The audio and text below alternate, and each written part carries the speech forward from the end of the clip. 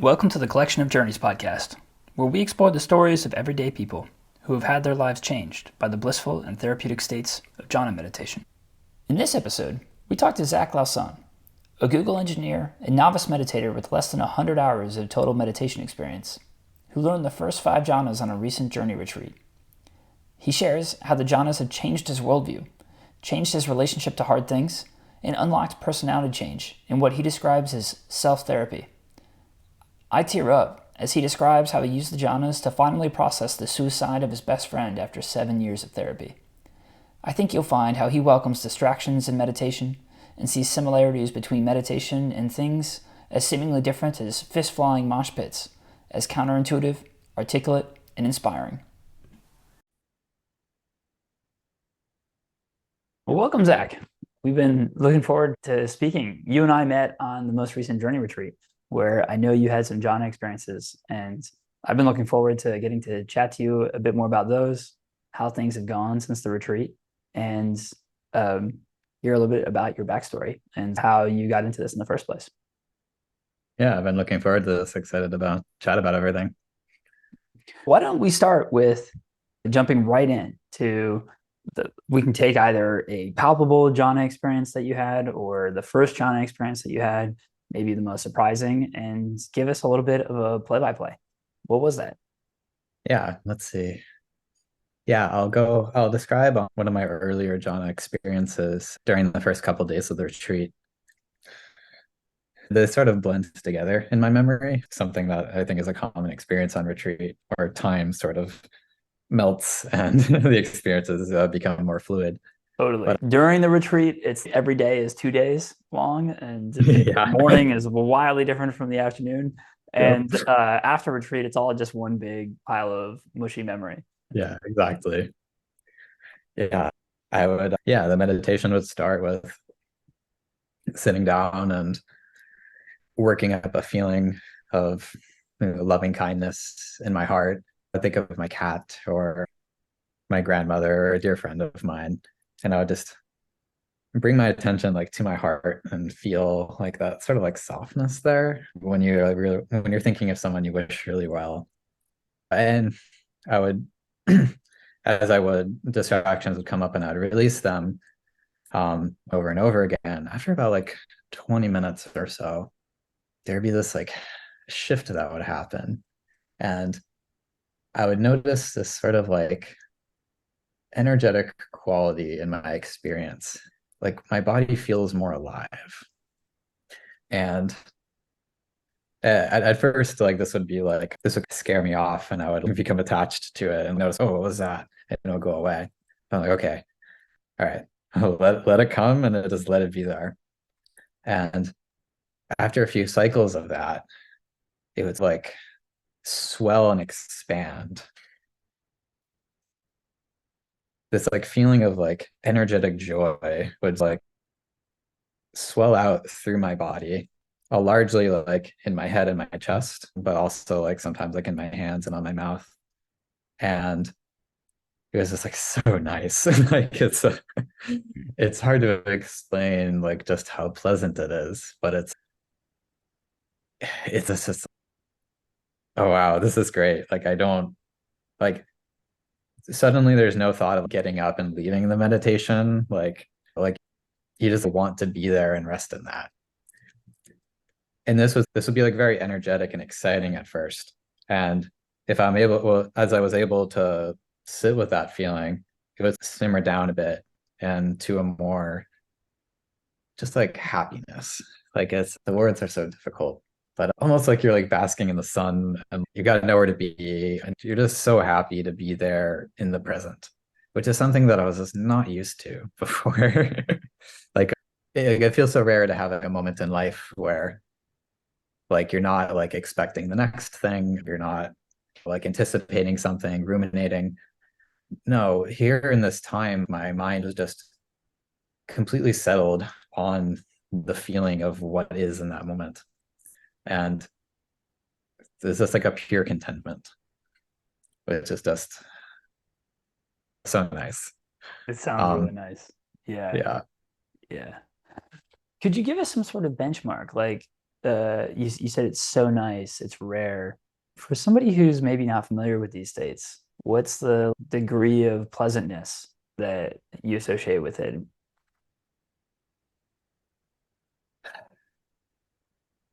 It's it was like the joy and excitement of getting my dream job, getting that like huge opportunity that I've been like working to for years and so excited about, but always felt out of reach. The Yeah, feeling of that moment, that just overwhelming like happiness, joy, excitement. It was that, but it was like stable. It was yeah, because it's easy to like be overwhelmed by that and then start like thinking about logistics and things like that. What comes after this? But it was there's like this calm quality to it while maintaining that like super high level of like pleasant pleasure, like joy. yeah. Yeah. That's a That really helps. interesting example. I once heard somebody say the feeling of getting into a prestigious university turns out to be something that you can have at any time in any place, indefinitely. And I think that is similar to the dream job. I think that's a really interesting example because it's not the first thing that people think of. It's not the first thing that comes to their mind when they think of like really high pleasure. They think of like sex or drugs or rock and Mm. roll, like Yeah. some sort of like something with a bit more of an indulgent quality. But you're picking you and but you picked something that was like your example, your thought experiment would be like years in the making. Yeah. The Yeah. feeling of Something that like we contentment. put like Yeah. far away from us. It's like this like high attainment was so it was just so fascinating to feel that level. Just like there within me, just waiting to be found. Yeah. It was a Yeah. shocker. That it sounds shocking. Yeah. That's really cool. Like And I have narratives about like how much is between us and like feeling that great. Like it should require like a lot of work and effort and maybe some luck. And like we want to put ourselves like put separation between us and like the experiences we want to have. there's part of the shock value is that it doesn't seem like it should be that available without such effort or such work. Right. Yeah. Yeah. There's I recently have read separately about how there's often a narrative that like big payouts must come with lots of effort or lots of work. And in this Hmm. context, it was more of a professional context, like selecting the right opportunity carefully will break that paradigm because the right opportunity may yield a big payout without a lot of work. But I think it makes a lot of sense in this personal context too. It turns out that sort of how you right size your internal landscape and your relationship with your own thoughts may also yield a massive payout without the years or more Hmm. of work and effort and toil required to get yourself to that kind of place. That's neat. Is there that anything else that really struck you about this experience that you might share with a younger you or a someone who's not that familiar with these states? To either on the one hand, I think we'll get in and break down how it is you learned and what it is that you did to crack into these, but just give people a sense for what this is and why it might be valuable. Yeah. Let's see. One of the things that I felt at the end of the retreat was I would not have been able to explain this to the me that entered this retreat. Like knowing what I know now, it's almost like difficult to relate to because of just how profound and surprising it was, and how it very much shifted my worldview in a way that I didn't see coming. And what I mean by that is,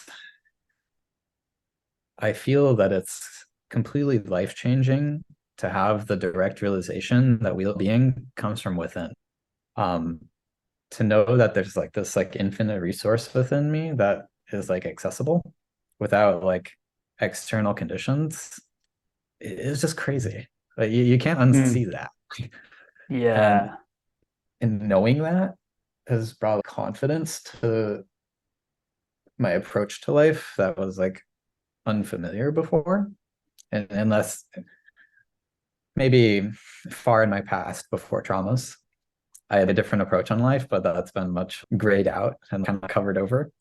So it Huh. sort of wiped that away and thought, wow, yeah, there is so much to life and things will be hard, but at the end of the day, things get better by approaching what's hard. And Mm. I understand now that the way through difficult things is through them. And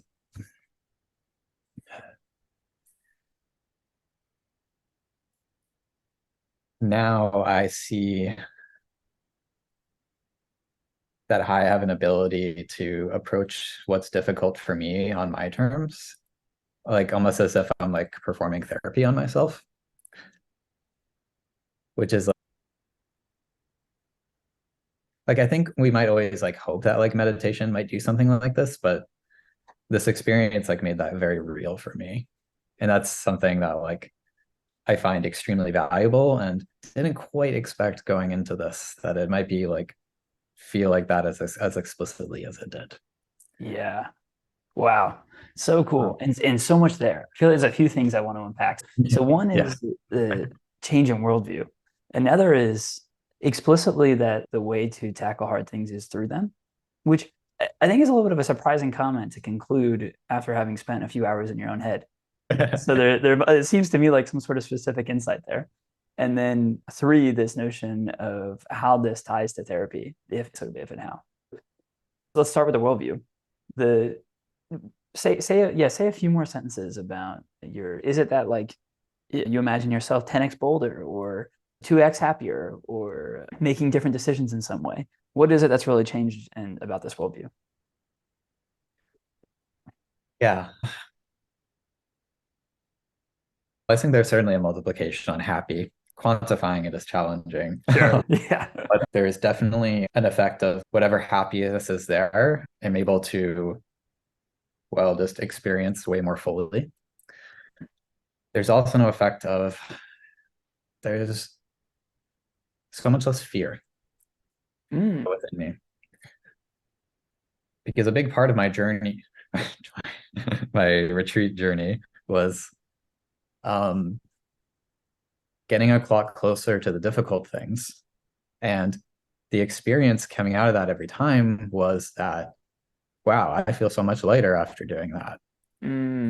For once, instead of avoiding whatever it is that I was fearful of, getting right up into it showed me time and time again that, yeah, that might be difficult, but when you actually get down to whatever it is that's there, it disappears and your view towards it changes.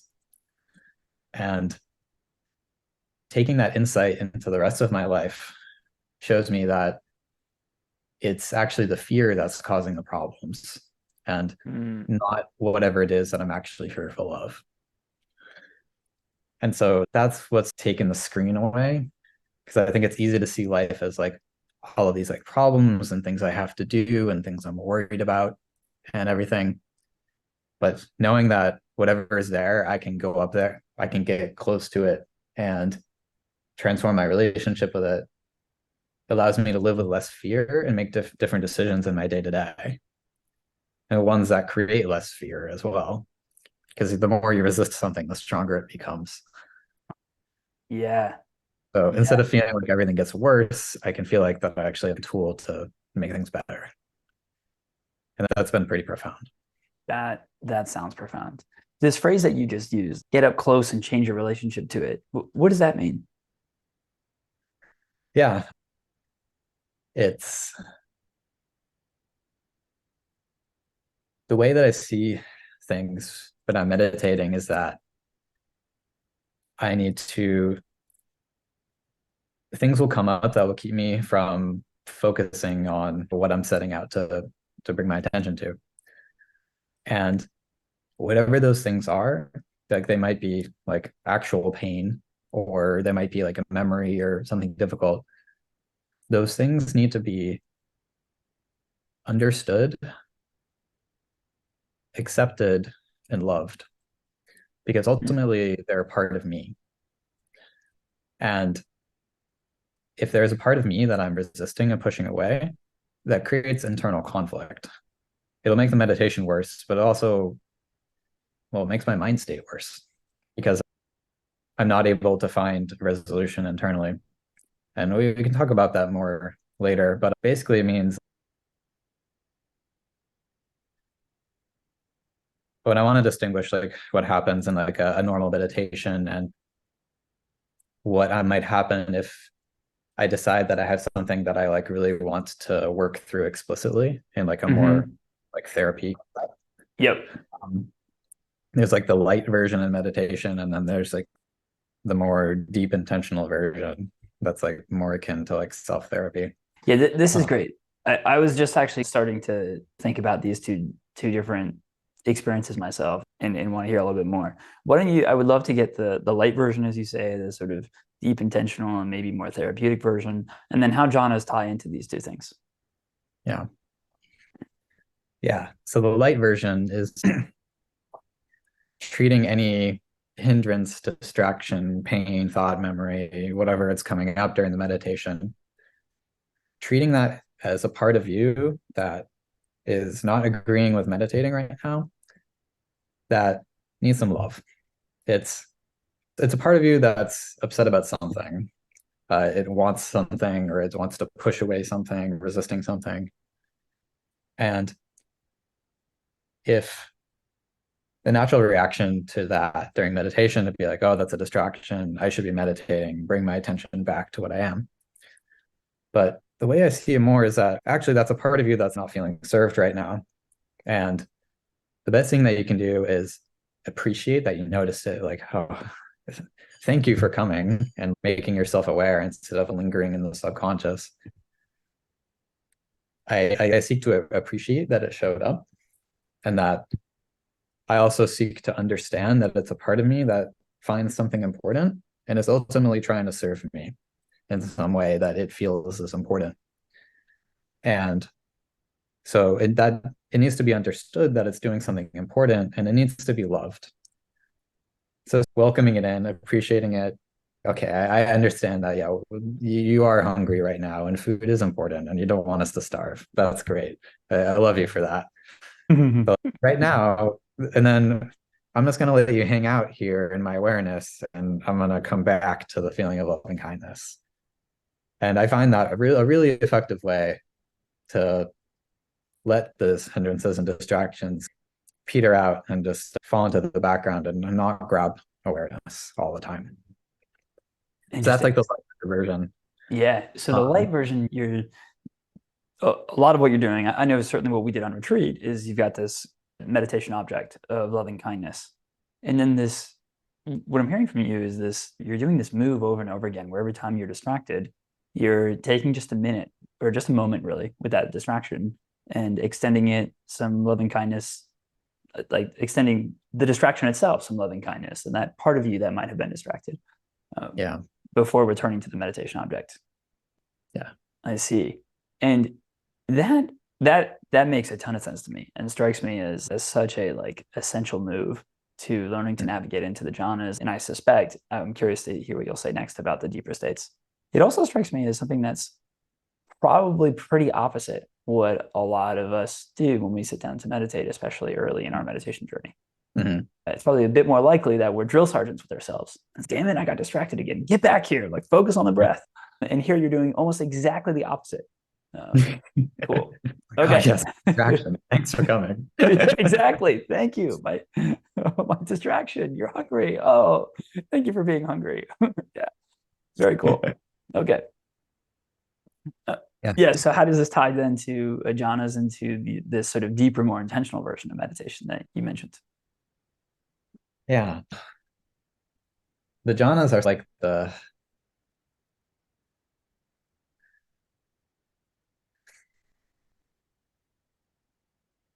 do I want to say here? When I have something like deep that I want to work through, I'll often use like access to the jhanas, like getting to a jhana state as like the foundation, the platform for more volitionally thinking, bringing up something that's difficult and that I want to work through. So I'll bring myself to a jhana, or at least to a collected state, maybe like slightly before it, if that's not working out at that time. But then what I'll do is I will bring out whatever it might be that I want to work through. And I will, if it has a personification, which they often do, often they're people, something to do with like guilt or shame or regret or something like that, I'll summon them in my mind's eye, like I'll visualize them and I will talk to them. And be it another person, or it might actually be a representation of me that is at the root of some issue that I want to work through, like the part of me that is anxious about this situation or something like that. So what I mean to say is I bring up the entity, the part of me, either about me or a representation of some other, and I will begin conversing with them, seeking to, one, accept them as they are, two, to understand whatever it is that is problematic. I understand that you're anxious about this thing because of all of these reasons. That makes a lot of sense. And I love you for seeking to protect me from whatever it is. Often there's like an understanding that this anxious pattern formed out of a context in the past. Things happened that were really bad and they felt really bad. So this part of me is going to work really hard to identify the conditions that lead to that and fire the alarms when that happens. So like seeking to understand that pattern in a relationship. They're like, oh yeah, that was really bad. We don't want that. Thank you for looking out for us. Now, after seeking to understand it, then the next move is to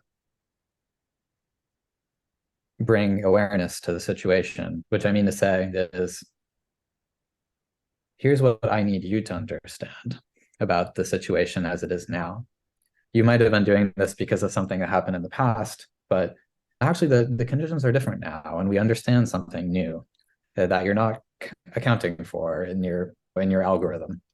Maybe it's that, well, actually, we know a better way to address this situation, or we might see that reacting anxiously might actually cause problems, and that really what I want you to do in the situation is bring some awareness to what's happening, some presence, and try to notice something instead of anxiously spiraling and protecting.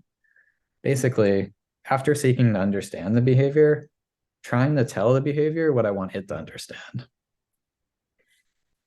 So this is what I mean in terms of like self-therapy, is first accepting and understanding what's there, and then having a dialogue with it after coming to a mutual understanding and making explicit what you want to change, and then showing it love. Wow. That is really neat and very clear. And so it sounds worried I walked over my words. And it sounds to me like, so a few big differences between this like kind of deeper version of meditation and this just follow the loving kindness and address distractions that come up. The first is that you're proactively pulling up memories or like looking for some experiences in your mind's eye to work through. And then the second is that it's like a more extended engagement with the things that come up. They're particularly charged or challenging memories or dynamics that are playing out on an ongoing basis with a loved one or something. And then you have your three parts: your acceptance, your understanding, and then your dialogue, your exchange. I think I read somewhere the value of negotiating with your own feelings. Some ways there's like negotiation has this sort of adversarial connotation to it, but here in this case, after you've like accepted and understood, you're reappraising. Here's how we might navigate this from a different lens in the future. Yeah, showing, okay, I understand why you're doing what you're doing, but you need to understand how that actually causes us a lot of pain. And yeah, here's what we might do better. Instead of just being like, I don't like that you do that and pushing it away, which just further alienates that part of you and makes it more difficult. It's seeking to do the opposite of that. Yeah. Yeah. And what you describe, I now understand why. Yeah, I think it's clear why you jumped into things like you used words of the hard or the way through hard things is through it to change my relationship to it, and also like this idea of therapy and self therapy. It does seem to overlap a lot with things I've heard about like parts work and a few different like somatic therapy modalities. Is this something that you had experience with prior to the retreat, or is this these kind of novel or relatively novel ideas? Relatively novel. I'd heard of things like internal family systems, but I really didn't know anything about it. I don't know, it just came out during retreat as we talked about like the modular model of the mind, seeing like yourself as like a collection of like parts that are like serving different goals. I had gone into the retreat already feeling like that. I was calling them like agents or sub agents, Yeah. different parts of you with different goals. But it soon as I was meditating and working on releasing, I was like, really, I'm just trying to get all the agents to agree on something. Mm, So how do I how do I do that? And that sort of informed like both the meditation angle as well as the, well, how do I work with a part of me to be more harmonious? yeah. I didn't have any like formal experience in these modalities, just thinking that developed over time with exposure to these things. Hmm. And this kind of like introspective process, is this something that you do outside of meditation or only inside meditation? And why do it inside meditation as opposed to outside?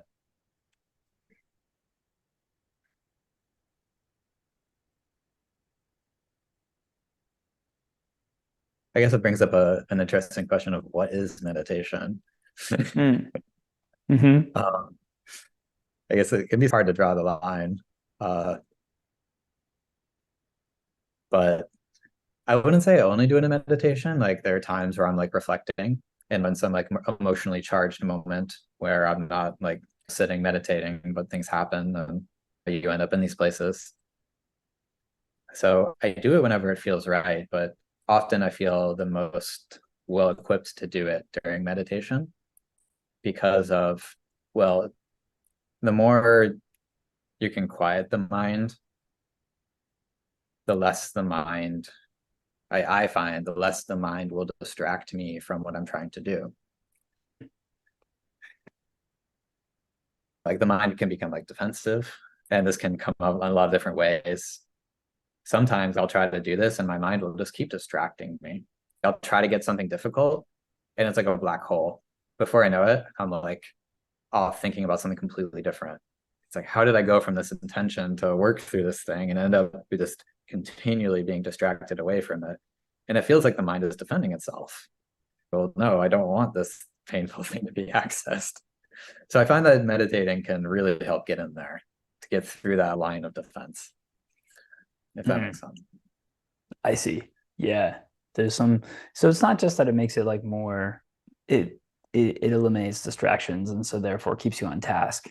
It somehow makes it have a different flavor or different quality to it as well. Yeah, it very much seems to affect like how the thinking, how the process unfolds based on the state that you enter. One other thing I want to say is, especially with some of the deeper jhana states, having that of emotional resource, that positive undercurrent, as well as this sort of unshakable emotional quality that happens and toward the formless. I do find that extremely helpful with the more traumatic, painful things. Being in those like deeper jhana states makes it a lot easier to pull up something really traumatic and not just be like emotionally overwhelmed by it. Yeah. That's so, that's such a common, that's such a common and I feel like kind of core experience here. I, I'd be curious, no need to share anything that you wouldn't want to share, but I'm curious to know if you have a concrete example of how the jhana makes a difference and how you go through one of these navigating with one of these tougher challenges? Yeah, for sure. Yeah, the biggest example in my life is losing my best friend. He had committed suicide about 7 years ago now. And my immediate reaction was just an emotional deadening. It was just so overwhelmingly painful that I just became like, there were times of like pain, but especially around like the funeral and all, but like following that is just, I just iced over. And I didn't even, there were many times where I just didn't even realize the effects to which this had happened and how it was affecting me. And even like going to therapy and stuff, there'd be times where it's just not feeling like I'm making any progress or accessing anything due to, well, I'm not sure how useful it is to try to explain the mechanisms, but the point is that it was like, this was something that was like very hard to access for me. Hmm. It would often just result in like pain and anxiety and avoidance, Hmm. um, without even really being aware of it. I would just go into this weird place. So something would come up that would remind you of your friend, or you would try to address it explicitly in therapy. And Mhm. then you just end up like anxious and uncomfortable and not thinking about it. Yeah, Huh. yeah, exactly. Like I couldn't just like, get my mind to get up there and just think about it. Interesting. There's too much because there's this huge part of me that felt like guilty and like it was my fault, and Wow. um, a huge Wow. part of me that like didn't want to accept that it could have happened, or that Yeah. like that like it wasn't something that I could have done anything about. Like it's just like that this could have even happened. There was just these, it's like it just violated these axioms in my reality that were just far too painful to ever update. Hmm. And whatever they did, it was just, yeah, just like avoidance, pain, anxiety. And something that was happening as I was accessing the jhanas during retreat was I found myself really drawn to listening to music. And in particular, I found myself drawn to listening to the music that I would listen to with him, Hmm. which we would, and this was like our emotional release. We would drive around in the car, like screaming System of a Down and The Day to Remember, and just being absolutely reckless teenagers, just letting all of our feels out.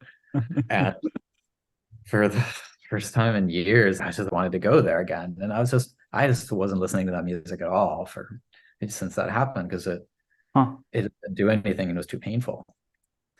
But here I wanted to. And that was a cue for me that, oh, yeah, like I need to go and like access this stuff now. And so I would go down to meditate and I would get into a jhana and then I would pull him up in my memory and I would start talking with him and ask for forgiveness about the things that I felt so terrible about and to forgive him for the things that I was like just couldn't let go of. Hmm. And that was just something that was just like unfathomable to do outside of these states and like that place. Yeah, like it was, yeah.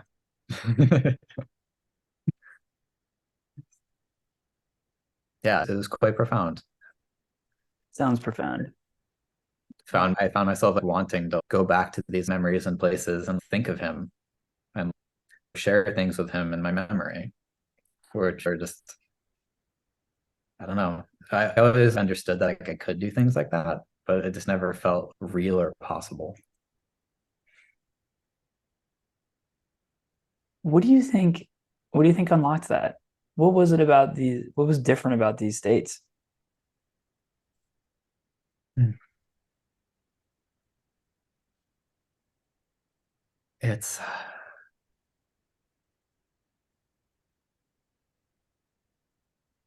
there's just something about the that like equanimity that's brought about, that like a true feeling of that everything is okay, that Hmm. it's to not feel real before. Wow. Like something like the mind could always like doubt, but Yeah. like but like directly experiencing that feeling was just different. Um, So you found yourself in a place where you just in the moment live. It wasn't something you were thinking, but it was something you were feeling. Everything yeah, is deeply okay. yeah, And from that place of okayness, for the first time in maybe 7 years, you were finding yourself eager to turn to the memory of your closest friend and revisit and explore and maybe work through some of the things that had been left undone or unprocessed. yeah, Wow. Um, yeah. Zach, That's I admire your courage. That's that sounds brutal, man, and incredibly life. eye-opening and heartwarming and uh, brutal with the happiest of endings. Yeah. Yeah. That's coming through all this. I can just say that's life. And it's Wow. not like I wanted to do it anything different. I'm so grateful for all the experiences and memories that we had. And I'm so grateful now that I can see it that way, Wow. Yeah. knowing that all things end. We're just in denial if we're not, but Yeah. well, we have to keep going. There's really only one thing to do. Just to Yeah. love, accept, and feel the pain, and then open your heart again. You got Yeah. it. Wow. It's so interesting. There's a way of saying everything that you just said. There's only one thing to do, keep going. That can be like nihilistic. And yet, like the way in which you say it is clear that from like your body language and tone of voice, that it's anything but. There's like a levity and like a heart openingness to it. That's really neat. Yeah, it certainly has been neat. Yeah, neat seems like an understatement. Well, so I think I'd love to, for anybody listening, I think there's some sort of like context we need to paint, which is like, what are the Yeah. jhanas to you? Sort of, what do they feel like? And so maybe in your own words, like educate the novice here, the uninitiated, to what these states are, what they feel like, and then I think that will provide some color as to like how you've used them to in such like really profound and meaningful ways. Yeah. Sorry, could you repeat the last part of that? What are the jhanas? What do they feel like? So that we can paint the context for why it makes sense that you've used them in the ways that you've used them. Right. Yeah. Yeah. What are the jhanas? To me, they feel like states of harmony within the mind that are probably experienced by people in everyday life. With Hmm. there's, I think there is a familiarity to these states. It's experienced as, oh, huh. And I know what that I think is, I don't know, not talked a lot about enough, I think. Interesting. Um, but yeah, it's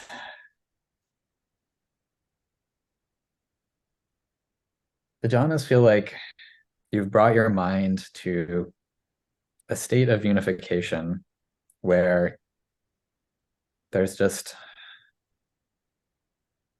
there's no like dissonance or like conflict within, and the mind becomes coalesced around like different feelings and perceptions about the way things are.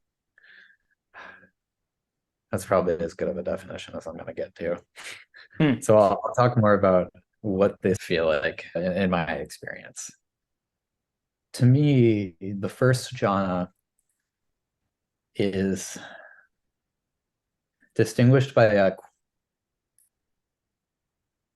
having this distinct feeling of aliveness. Have you ever felt like totally present in your body?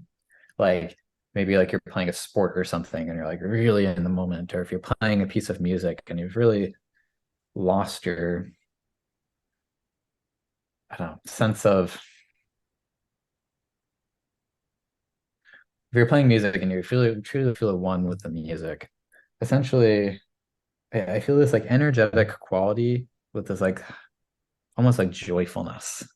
Like it's very like there might be like tingling sensations. I feel like the blood in my nerves like throughout my body, and like I'm perceiving like pulsating like a wave to them almost. And it has a really nice like excited quality to it. It just makes me want to smile. um, that definitely happens. It's I don't know, super pleasant, joyful, happy, exciting. Sounds nice. Yeah, it's great. For me, this doesn't tend to last very long as like this like happiness or excitement is like you like really marinate in that and just like really enjoy it. It's that sort of enjoying that becomes like the dominant factor of the experience. So that's more of just like this really sweet happiness. Cute. Like there's nowhere to go, nothing to be, nothing to do. You're just like really happy with things as they are. There's still like that like undercurrent of like joy and energetic quality if you go looking for it. It's still there, but it's Hmm. not in the foreground anymore. The foreground is just happy. Um, Also sounds it's nice. yeah, it's quite blissful. And some of the other qualities that happen in this state are distractions just aren't as distracting anymore.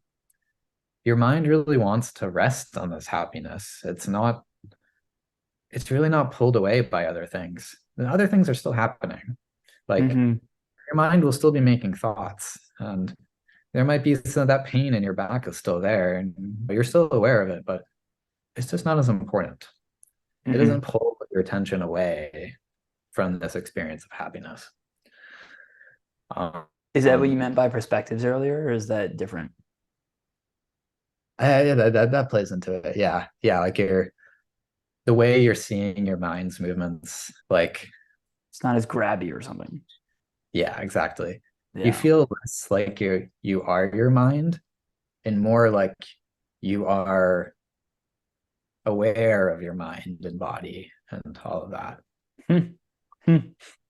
Yeah, more about feeling like you are the awareness instead of you are the parts that comprise you. Oh, I like that. Never Seeing the quite mind. thought of it that way. Yeah.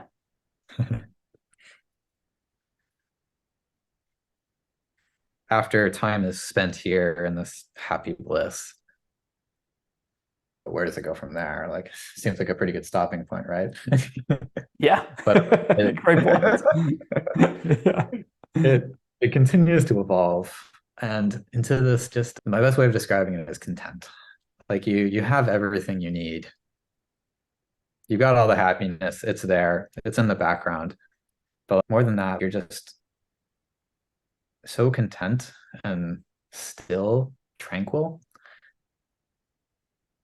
There's no desire to get up and leave meditating. It's just you're there and you want to be. Your mind is resting on this feeling and it wants to. It's I don't know, it's just like a more calm version of the previous state. I see. Um, And at this point, is it, I don't know. I think sometimes it's counterintuitive that calm would be better than bliss. hmm. And did you feel that way? Do you feel like you would have always wanted to go back to the bliss? Or was that like you were sated and you're like, I could go back to the bliss, but it's like I've had my fill, so I'd like to hang out here.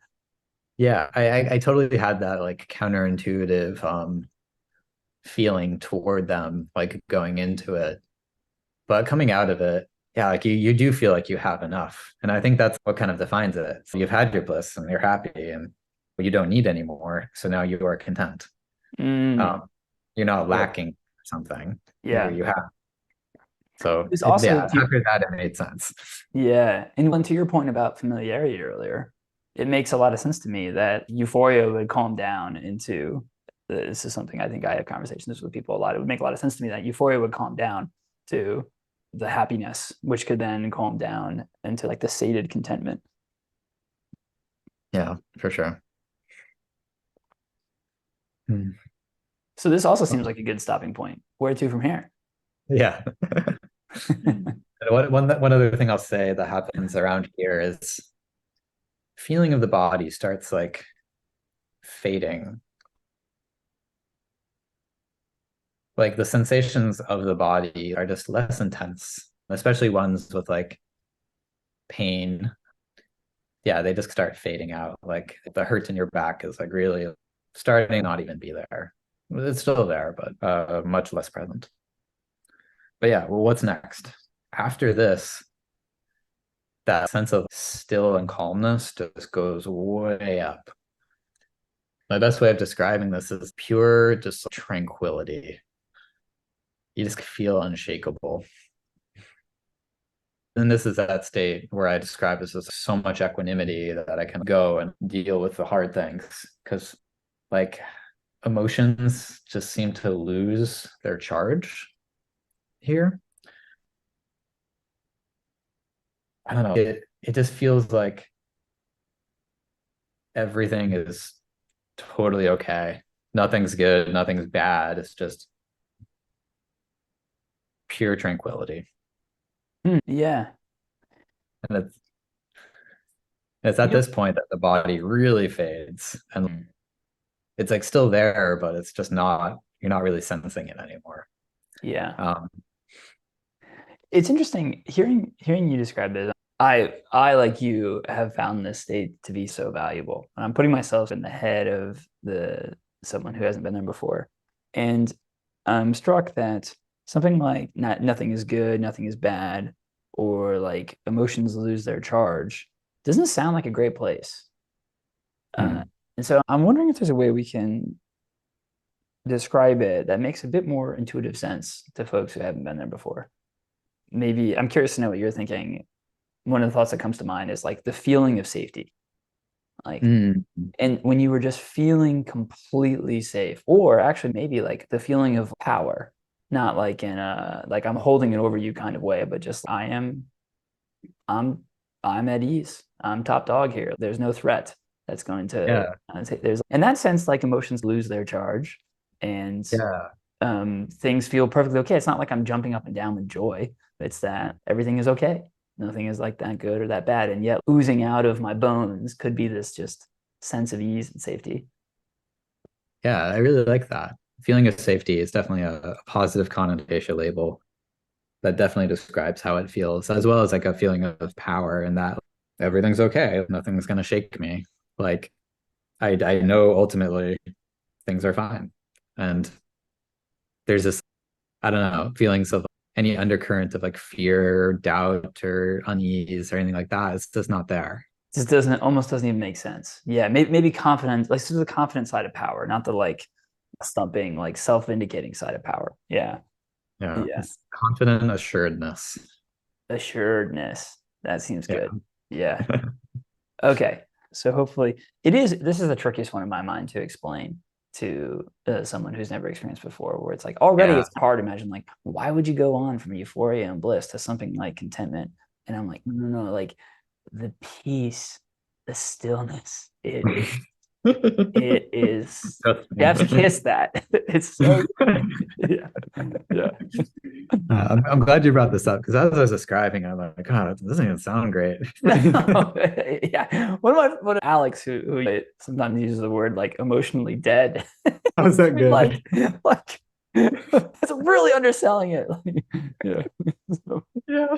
uh, great. Okay. So I've now got this mental map of having moved from the spectrum of the euphoria into the happiness, into the contentment, into the peace, stillness, the equanimity that you said. Share for us.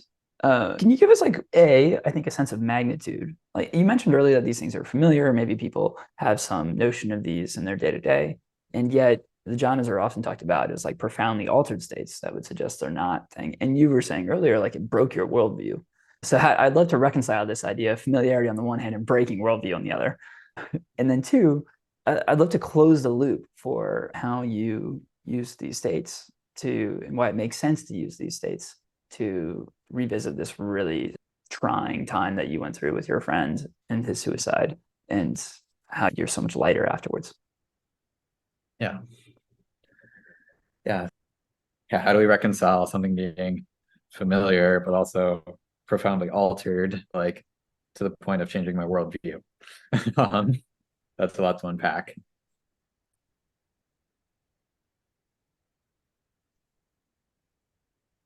I think it's the connection between these that is that what makes this so profound to me. In that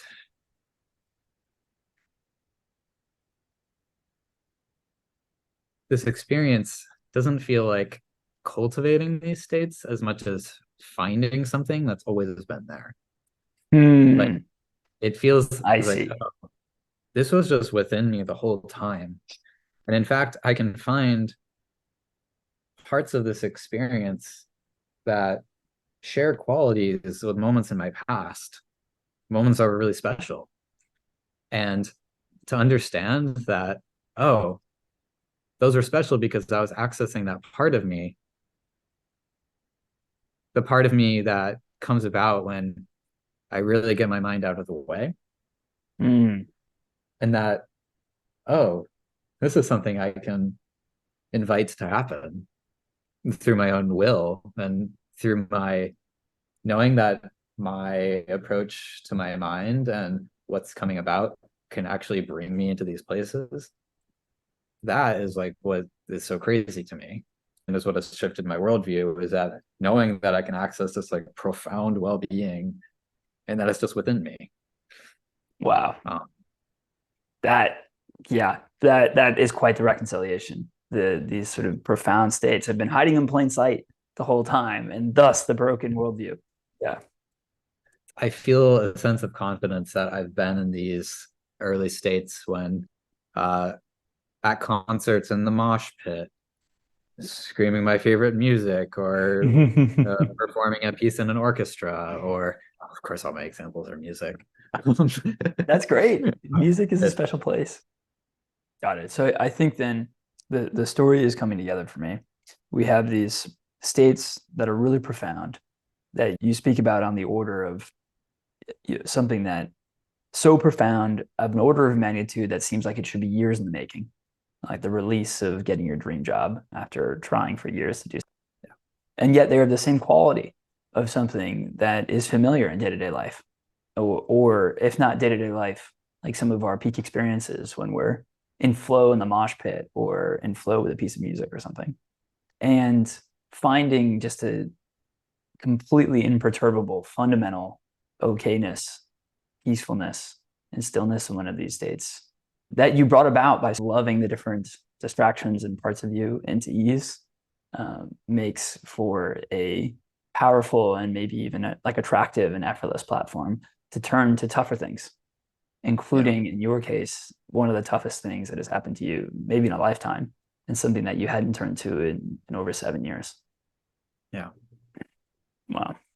Yeah. Thanks for sharing, Zach. That's I'm so delighted and heartwarmed that kind of really meaningful experience was possible on the retreat that we shared together. Uh, that's uh, that's really neat. Thank you for your part in making the retreat happen and allowing me this profound experience. I'm so grateful. Yeah, I like you look at these states and have my will be broken. It's just like what? Like, like such fundamental okayness and at easeness is available. It seems like something to dig into and to find ways to share a bit more broadly. Oh, that's terrific. This has been awesome. This has been a great, really fun to hear all that, Zach. In many ways, we've been talking to the imaginary, uninitiated. What are these states? Like, why are they valuable? There's Yeah. another kind of person who's, okay, I'm sold. I would like to explore this. What do I do? And I'm curious to hear from you if you think that you have any special tips Or one way of coming up with special tips is, if you had to guess, what do you think is something you did differently than the next 20 people who are attempting to do these things in the spirit of positive deviance? And Yeah. then separately, I think maybe a little bit about your specific backgrounds. I know you're an engineer and a musician, but we can talk a little bit about that too. Yeah, I'm glad you asked. I said that does touch on what I wanted to talk about. I think so. I feel that I'm a bit unique in my experience because I didn't really, I haven't been meditating for very long at all. Um, I only Mm. got like interested in meditation, and it was around March or April of this year, when I was like reading like papers about the neuroscience and getting really excited about, oh, look at all these effects on like stress and being and happiness, and look at Cool. the reduction of fear. And I'm like, oh, this is meditation's really great. I better get into this. And my partner Tina was really interested too, and she started like feeding little bits and things she finds to me on Twitter, and I credit her. Like, she showed me like, oh, have you heard about these jhanas? What is that? So I look into it. I'm like, this sounds crazy and absolutely fascinating, and I want to try. But I had also got all this information about all this like warnings and skepticism and conflicting views. How the Oh jhanas boy. are the advanced states that are only accessible to like long time meditators. It takes huge Yeah. concentration, and also it's a distraction from the path to enlightenment, and you really shouldn't bother. You're just going to end up a jhana junkie, and this is it's Yep. really discouraging. It's just, man, here I am excited about something, wanted to do it, and then all these people that supposedly know better are like against this, and I don't understand why. Hmm. Um, and so I was like, I'm a novice. I don't even have 100 hours of meditation under my belt. Like, what am I doing? But part of me really wanted to believe that it was possible to get there like way sooner than people might believe with the right approach. Um, Yeah.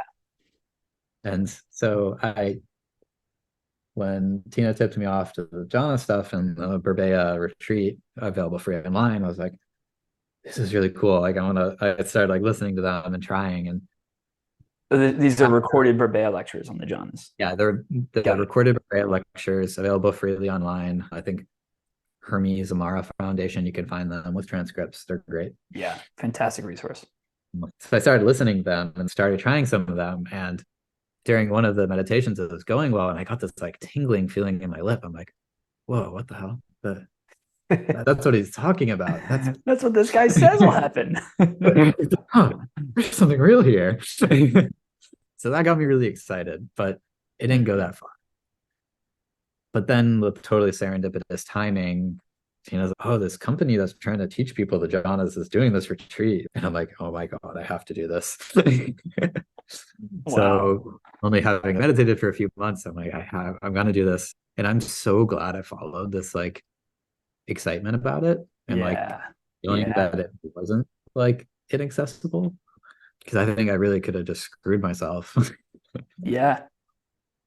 So what I want to say to people is, they're not as hard to access as you might have been made to believe. Another thing I want to say is, the practice being enjoyable is extremely important. Mm. It Hmm. should be nice to sit and meditate. And during your meditation, you should be noticing whatever qualities that are there that are pleasant and enjoying them. I think many people meditate in a quite austere fashion, thinking that it's hard and that they're training, like they're going to lift weights to get stronger, and that it's going to be painful, but they'll be better for it. And Yeah. So I true. think I don't agree with that perspective. Mhm.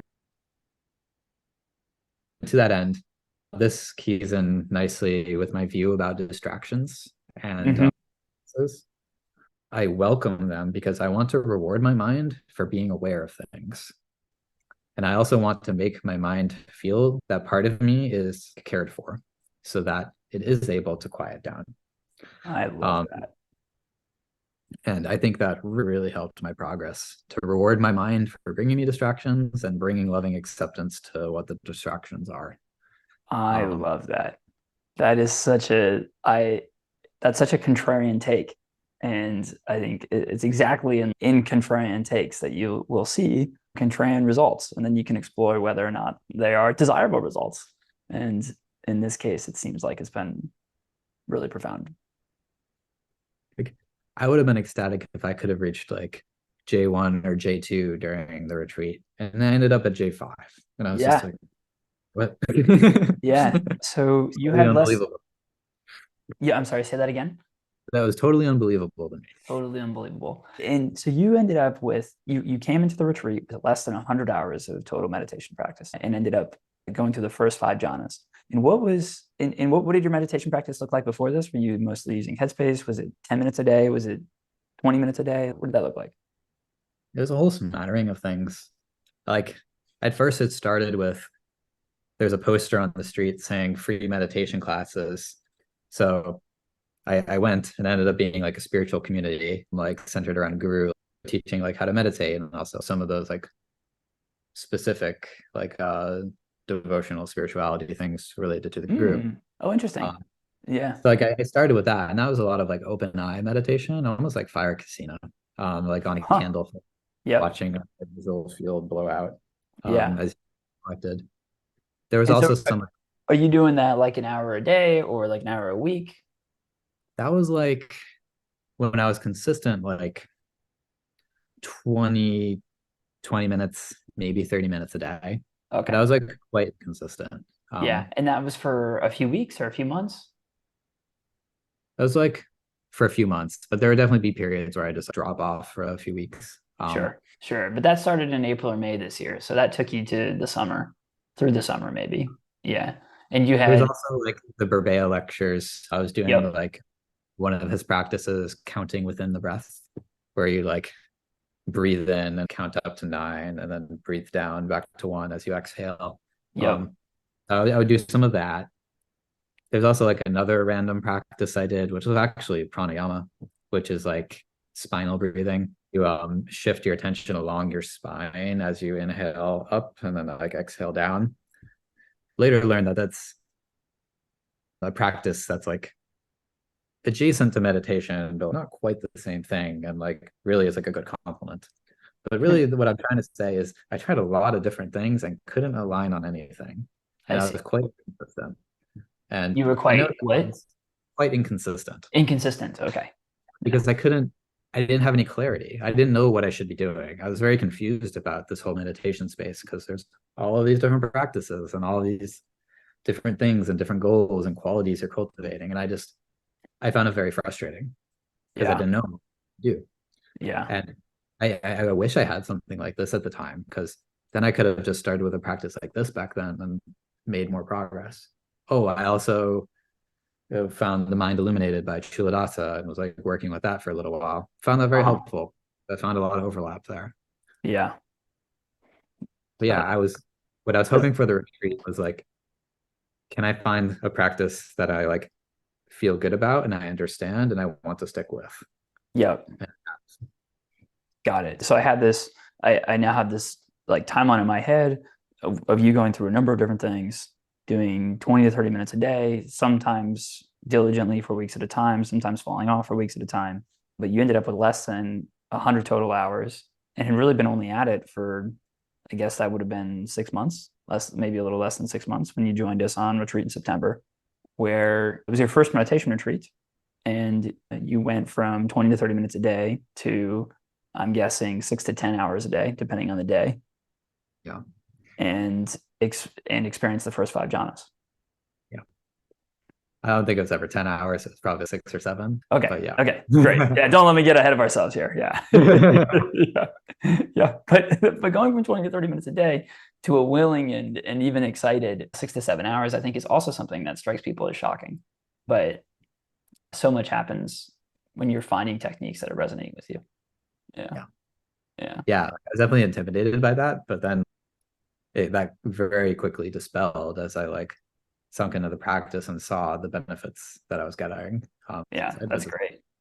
And so then to recap some of your thoughts for novices, number one is that the jhanas are a lot easier than many people think in your experience. Number two is it's so valuable and important to enjoy and lean into the pleasantness of your practice.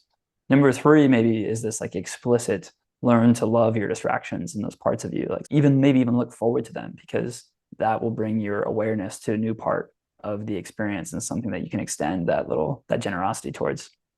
Yeah. Is there anything else that you would leave with a novice? The jhanas are a path. They're not some distraction on the side. You can make this your practice and make progress and go to the top. At least that's what I hear. Yep. And I've yet to personally experience that, but it's left me with the confidence of that. Going into these deep places of consciousness and like having insights. Cool. Very cool. And then let's close with, I'd love to get a brief overview of your background. I know that you're an engineer and a musician. Tell us a little bit about your professional background, some of your like deep personal interests, and maybe how this blended into your first interest in meditation, if at all. Yeah. Let's see. I was born and raised in Maine, grew up spending a lot of time at my family business, which is an ice cream shop and a mini golf course. I love that. That's cool. I was around a lot of happy people, but that's great. Yeah.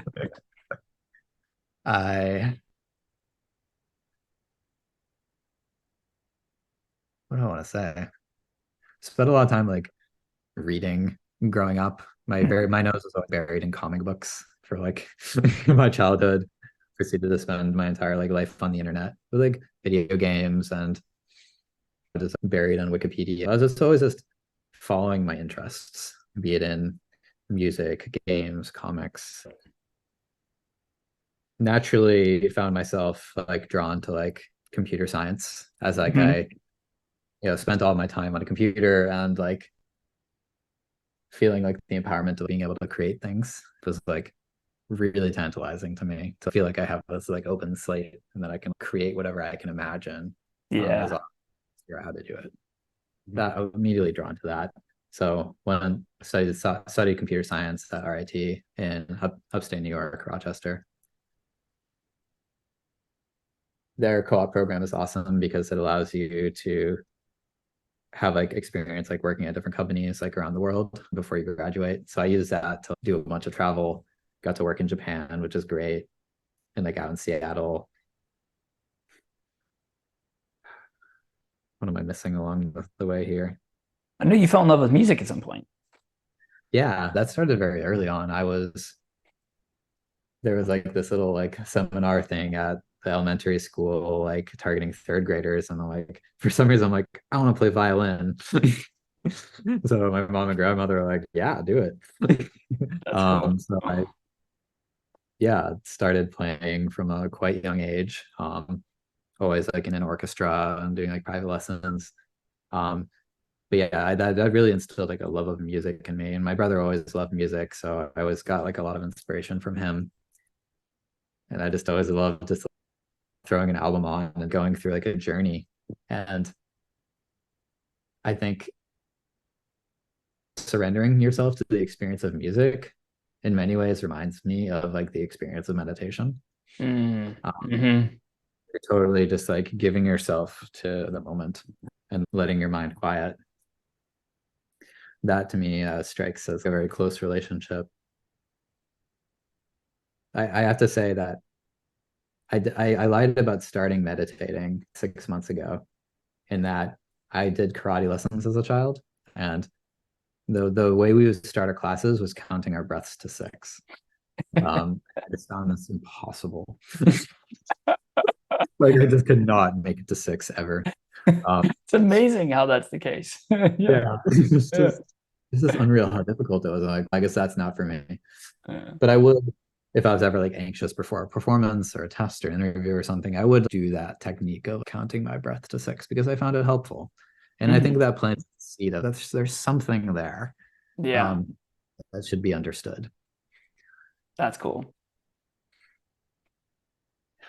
So yeah, lots of concerts and shows growing up, really loving those complete surrender experiences. Like you're at like a hardcore punk show and fists are flying and the crowd is moving and like pushing into a wave, and you're like, I just always loved those complete experiences where my mind was just completely off.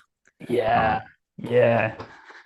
It's telling how some of these phrases are like, yeah, mind is off. He's out of his mind. Yeah, he's in the zone. He's in his body. Yeah, these kinds of flow states. Like the trailhead is buried in our language and how we talk about it, but it's also very easy to miss that like Mhm. feeling tones in some ways like precede thoughts.